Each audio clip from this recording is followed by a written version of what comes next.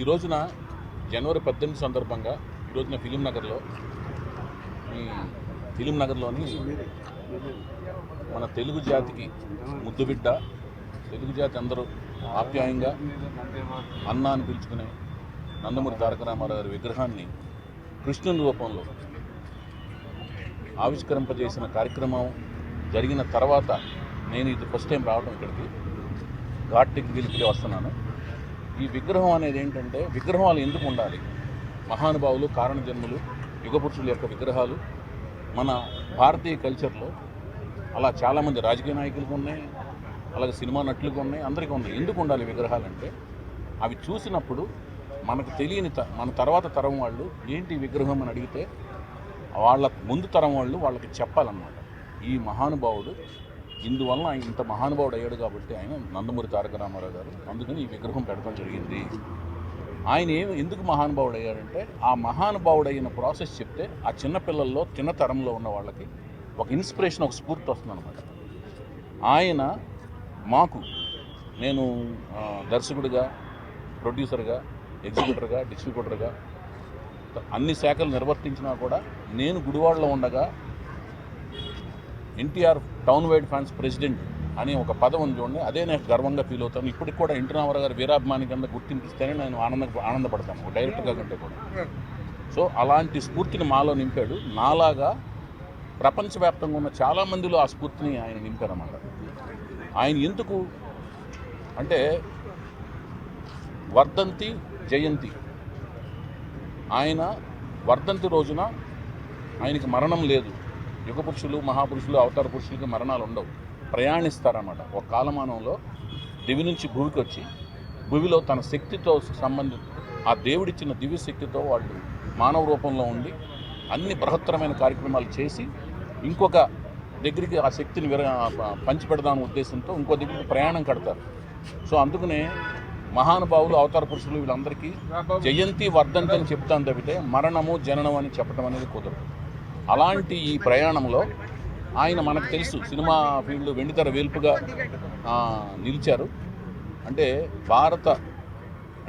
భారతదేశానికి, మన జన్మభూమికి, మన కర్మభూమికి ఏవైతే ఆయువు పట్టుగా ప్రాణాలు ఉంచి మన తరతరాలుగా మనం కొనసాగుతున్న ఒక సంప్రదాయం, సంస్కృతి ఉందో, హైందవ సంప్రదాయాలు, సంస్కృతికి ప్రతీకలుగా నిలిచిన రామాయణ, భారత భాగవతాల్లోని అన్ని ముఖ్యమైన పాత్రలకు ఆయన వెండితెర మీద సజీవ రూపకల్పన చేసి వెండితెర వేల్పుగా మన కళ్ళ ముందు కదిలాడారు. అందులో నిజాయితీ ఉంది, ఆయన చేసిన ప్రతి పనులు నిజాయితీ ఉంది, అంకిత భావం ఉంది, సమయ పాలన ఉంది, ఎంతో కష్టపడి కార్యదక్షత ఉంది.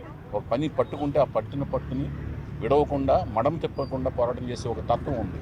ఈ లక్షణాలతో ఆయన అడిగిన రంగంలో అగ్రగామిగా ఉండడమే కాక మంచి అగ్రగామిగా ఉన్న పొజిషన్లోంచి నాకింత చేసిన వాళ్ళకి నేను ఏదో ఒకటి చేయాలనే ఉద్దేశంతో రాజకీయ రంగ ప్రవేశం చేయడమే కాకుండా, దానికి కూడా ముఖ్య ఉద్దేశము ఆత్మగౌరవం, ఆత్మవిశ్వాసంతో కూడిన ఆత్మగౌరవం మనకు కావాలి. మద్రాసీలను మనం పిలువబడుతున్నాము, మద్రాసీలం కాదు, మనం తెలుగు జాతి అని ఏ జాతిలో తాను పుట్టారో ఆ జాతి యొక్క ఉనికిని ప్రపంచం నలుమూలలా చాటి చెప్పిన ఘనత ఎన్టీ రామారావు గారిది. సో అలాగే ఆయన పుట్టినప్పటి నుంచి ఈ ప్రయాణం ముగించి వేరే లోకానికి మళ్ళీ ఒక శక్తితో వెళ్ళే ప్రయాణంలో ఆయన మనకు తెలిసిన వెండితెర పాత్రలే కాకుండా ఒక తల్లిదండ్రులకు మంచి బిడ్డగా, ఒక సోదరుడికి మంచి అన్నగా, తర్వాత పెళ్లి చేసుకున్న భార్యతో విధేయుడిగా ఉంటూ భర్తగా బాధ్యతని చక్కగా అన్ని రకాల బాధ్యతలను నిర్వర్తిస్తూ అందులో ఎలాంటి డీవియేషన్స్కి తావివ్వకుండా చేస్తూ, అట్లాగే 11 మంది సంతానానికి అద్భుతమైన తండ్రిగా, ఆ తర్వాత వీటన్నిటికీ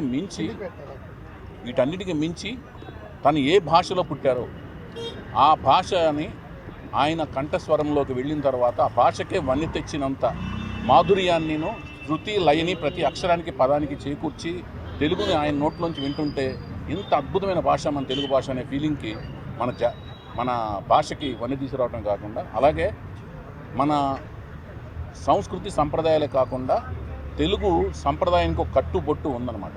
పంచె కట్టుకుని, లాల్చి వేసి, పైన కండువ వేసుకుని నుంచోవటం అనమాట. అది తెలుగు సంప్రదాయం, నిలువెత్తు సంప్రదాయం.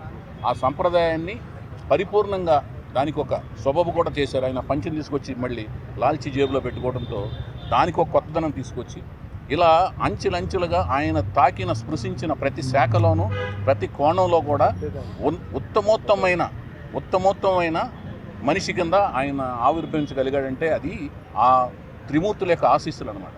అంటే శివుడు, బ్రహ్మ, విష్ణు, మహేశ్వరులు కలిసి దగ్గరుండి మన ప్రమేయంలో మనందరం కలిసి ఒక జాతిలో చైతన్యం రగిలించాలంటే, ఒక భాషకు వన్ని తీసుకురావాలంటే, ఒక వెండితెర వేల్పుగా మన పాత్రలు పోషించాలంటే ఒక వ్యక్తిని పంపుదామనే ఉద్దేశంతో వాళ్ళు ముగ్గురు కూర్చుని తీరిగ్గా ఆ రూపాన్ని దిద్ది పంపించారన్నమాట. రామారావు గారిని పుట్టించడం, ఈ భూమి మీద పంపించడం జరిగిందని మేము భావిస్తుంటాం రామారావు గారి అభిమానులు అందరూ.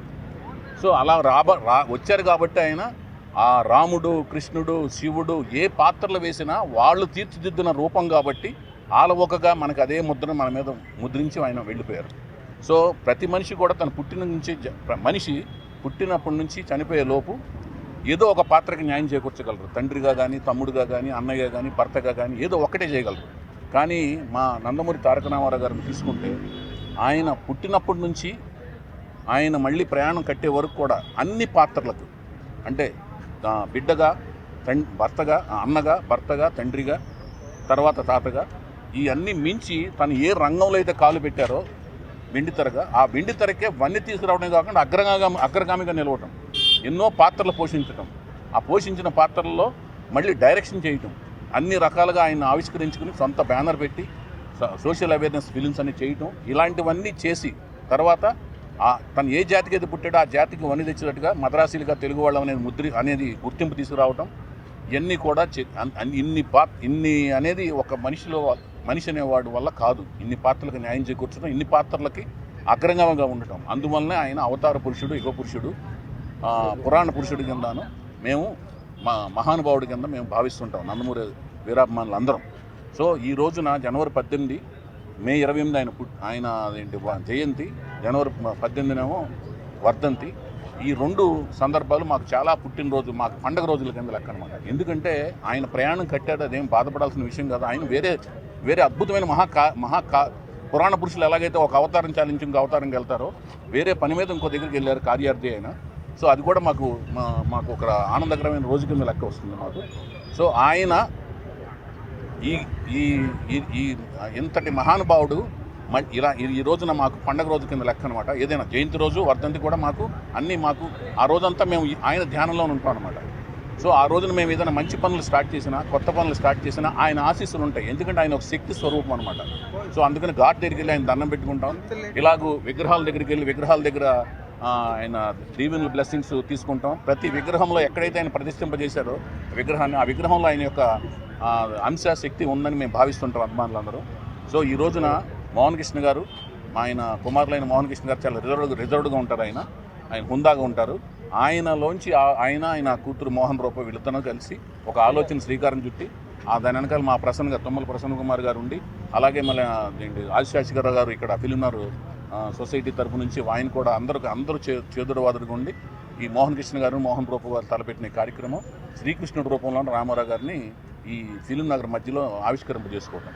సో ఇది ఒక పెద్ద కార్యక్రమం. ఆ కార్యక్రమం జరిగి కొన్ని 4-5 ఏళ్ళుగా పరంపర కొనసాగుతుంది. అందరూ వచ్చి ఇక్కడ ఈ రోజున అందరూ ఆయన ఆశీస్సులు తీసుకోవటం, ఆయనకి దండలేసి ఆనందపడటం అనేది జరుగుతుంది. ఆ కార్యక్రమంలో భాగస్వామిని అయినందుకు నాకు ఆనందంగా ఉంది. ప్రపంచవ్యాప్తంగా ఉన్న ఎవరైనా సరే నందమూరి అభిమానులు ఈ రోజున ఆయన ఆశీస్సులు తీసుకుంటారు. కొత్త కార్యక్రమాలు చూసిన అందరికీ మంచి జరగాలని మనస్ఫూర్తి కోరుకుంటూ ఆయన వీరాభిమానిగా ఎప్పటికీ గర్వంగా చెప్పుకునే Vaivesh Chaudhary. Thank you so much.